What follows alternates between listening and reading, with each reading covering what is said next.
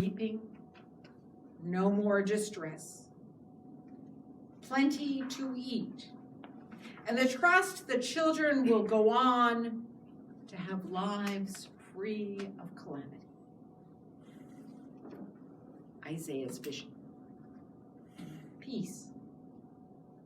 Justice.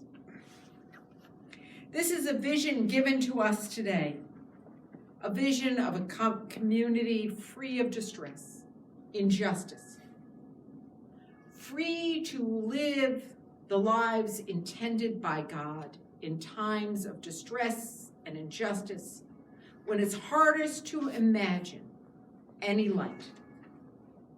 And so the prophet Isaiah unveils this picture to us. A vision of a better world than what is happening around us in the midst of the confusion and the disruptions as weather patterns are changing at rates we've never seen before. Disasters like hurricanes and wildfires are destroying our lives and livelihoods of our neighbors across the world. And these changes are driven by our harmful use of fossil fuels, which are damaging our shared climate. I love this image that was given to me in the midst of this stuff. Fossil fuels are creating, burning fossil traps heat in our atmosphere for years, warming life. Historically, our atmosphere has been like a light sweater that keeps us comfortable in the fall, keeps enough warmness around the earth for it to function and keep us comfortable. But the burning of fossil fuels has made it become like a heavy overcoat. The atmosphere is keeping so much heat around us that, like an overcoat, it doesn't let enough escape. The difference between the jacket and the overcoat is the difference of what is happening in our climate. Now, I know, folks, you're saying, but this week has been so freaking cold. What do you mean climate change? I mean, really? Of course, we do know that if you melt the polar icebergs into the ocean, what happens? The oceans become colder. Therefore, there is cold before in the midst of the heat. Okay? The two don't, change each other. But it's also creating huge disruption. Okay? We're getting huge disruption. We're getting more and more people who are refugees all around the world, who are refugees because of climate change.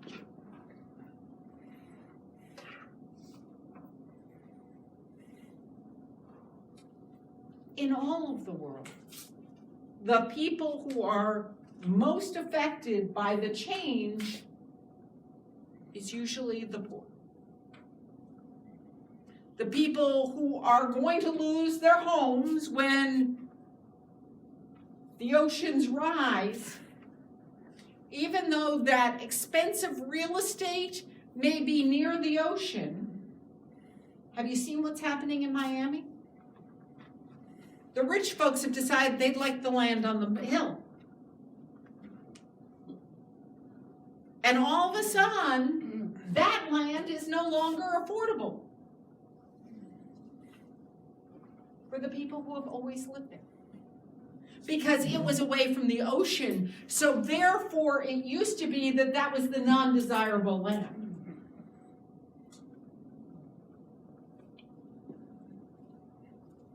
In Virginia, we have problems as a result of the coal mining, as a result of the coal burning. We have problems because people's land is taken for the sake of putting in pipelines. And amazingly, all these things happen to affect most the poor and the most disenfranchised.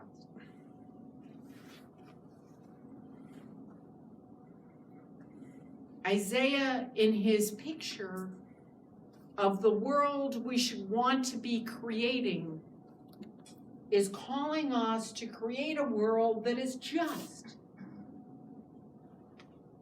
to create an environment that is sustaining for all. And we are called as people of faith to imagine and create that too. To imagine in our own minds what a just, what a sustaining, and I don't mean just you have exactly what you need, but sustaining world for you would look like. We're coming into that period. You know that period? It's called the holidays. A time when often we get the farthest from a sustaining life as we could get. Instead of being focused on being with friends and friendship and sustaining relationships, we worry about what the gifts under the tree are. We make sure we've shopped for those things that nobody really needs, and probably by next year, either they won't fit or they won't be the hot item. How many of you can name last year's hot item? What was the hot item that had to be last year? Do you know what it was? It was not the crock pot, but the Hot pot. What? Hot pot. Hot pot. Instant pot. Instant pot. Everybody had to have an Instant Pot. How many of you are using your Instant Pots? How many have one? I got one. Sandy will tell you we've had to begin to use it because the crock pot died. Right? It doesn't work as well as the crock pot. Just telling you. If you didn't need the crock pot, you needed the fryer, the air fryer. Also something that can sit in your kitchen and not necessarily get used, right? Or maybe you needed that wonderful skirt you saw, or sweater that no longer fits this year. You lost weight, you gained weight, you whatevered, okay? We all know about these events. And yet we spend time focused on this stuff. We spend time focused on making sure that the toy that the great-grandchild, the grandchild, the child wanted is under the tree. Right? I was telling the story that I made sure we took the train tag that was over here today, because last year there was a point at which my brother, who had bought the train for Logan, that was the thing he thought he needed under the tree, he was on a business trip and he wasn't sure he was going to make it. So we'd gone out and bought the second set, and it's sitting in our attic. So it will go to the child who wanted a train this year. But we do these crazy things. all different levels, in different ways.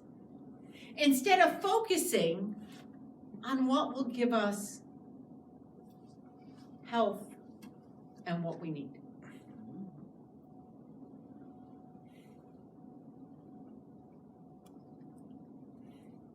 I bet that 50% of you, if I said to you, what do you really need most in December, you're going to tell me time. Whether that's time with friends or time that you're not committed or time, name it. And yet we do this craziness. Now, on the other hand, I have watched people get to the point where they eliminate all the fun, exciting things they do in Christmas as their lives change, and all of a sudden December's can be the loneliest, hardest month of the year. As it gets darker, as other people are doing other things and you feel like you're the one person who wasn't invited. You know what I'm talking about. We've had those moments, those Decembers too.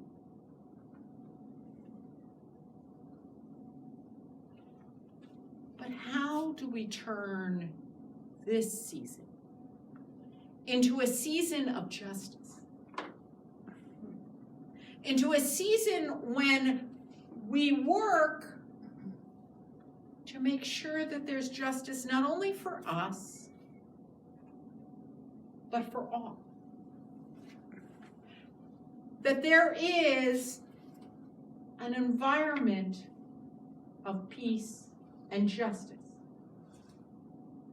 If you really think about the Christmas story, there's nothing in it, honey, about getting what you want. It's all about peace and justice for the world. And so as we get ready to enter that point, it is absolutely appropriate as we get into the season of Thanksgiving and giving thanks for what the world has given us, to think about environmental justice for all. Now, as I've told you, that in your bulletins, there's a thing to try to help, to try to move forward, to try to give people a place at the table so the decisions are not made without them, so that those who are most disenfranchised are enfranchised, to make decisions.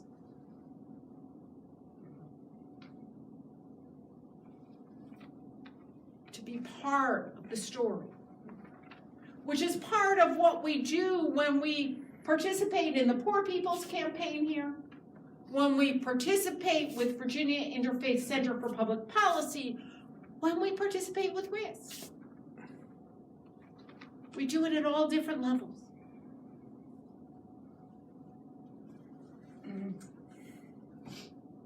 But we also have to do it with the decisions we make every day. It isn't only what we want government to do, for as we were told in the Luke story, we will have to speak to government. We will have to be willing to stand to the governors, as they said in Luke, and tell them about the justice and our vision for the future, the vision that Jesus gave us. But we also have to stop and make some personal decisions. As you prepare to walk into this season, I invite you to truly imagine. Get that imagination going. Use that Isaiah saying of an image of peace and justice to get a real vision in your own mind of the the world you want to create. And then be willing to do the work to do it. For we are the people of God. Amen.